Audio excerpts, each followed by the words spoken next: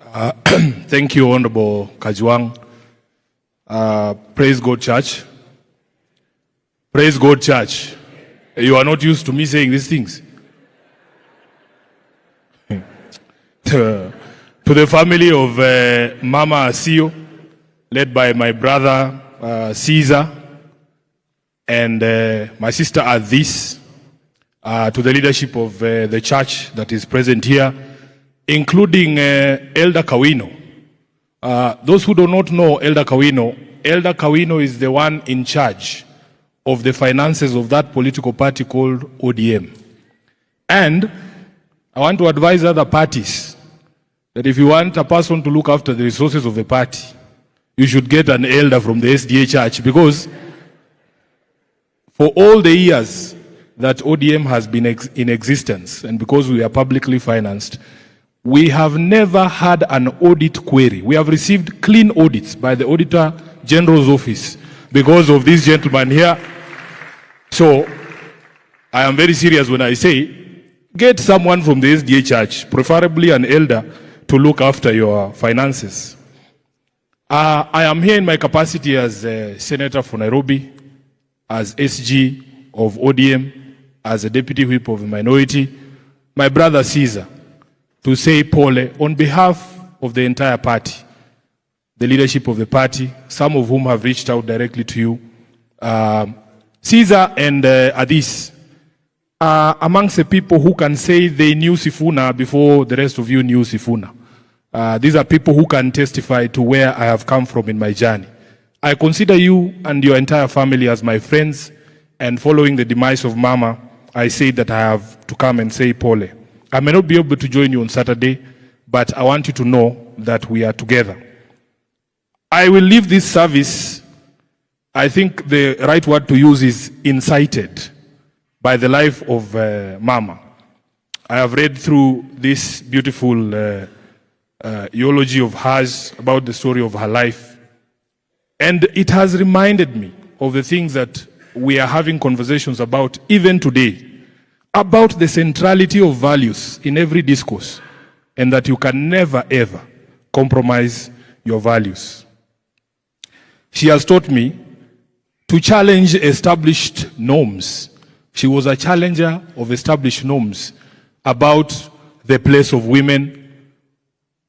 If you go to page 2 here, and the Senator for Homa Bay has alluded to it, that in fact during her time, women were not allowed to study math and English. There is no non-justification for that. But she challenged these established norms about the place of women, about the place of the youth. We are having a conversation in this country, and I remember even growing up that when young people spoke, most of the time it was interpreted as disrespect. Our own mothers, you know, our generation have seen these things. We were taught by our fathers that the place of women was in the kitchen. It was our fathers who taught us these things. But Mama Asio is teaching us that in fact if you give women the opportunity to be also in the living room and in those decision rooms, a lot of progress can be achieved. If you ask the women here, who is the biggest impediment to the progress of women, what will they say? Say it loudly so that the men are the biggest impediment to the growth of women and the women's movement. Isn't that so? I am very proud as SG of ODM, my leader, the Honorable Raila Amolo Odinga, has taught us that men have only 2 options when it comes to women's progress in this country. You either support the women's movement or get out of their way. It is that simple. They will take care of themselves. So, if you look at all these beautiful women seated here, and powerful women seated here, we have taken deliberate action as a party.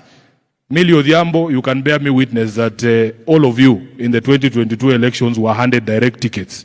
And I remember men who used to come to my office saying, oh, Sifuna, I want to run in Suba North. I'm like, but bro, you are a man.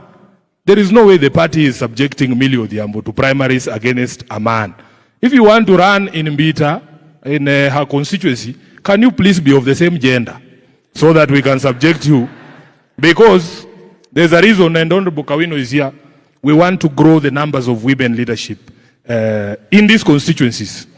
And because the president of the Women League is here, she will tell you that another deliberate step that we took in the last election, because there are many obstacles that are placed in the path of women leadership, including the cost and violence that you have seen here, Mama Asiyo herself faced.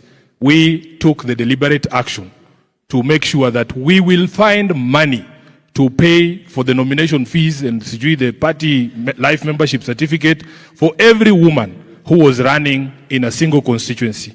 And I know all of this because ODM has a program called He for She, that the women will not succeed if the men don't get out of their way or don't make deliberate action to support them. The patron of He for She in ODM is yours truly, Edwin Sifuna. Let me conclude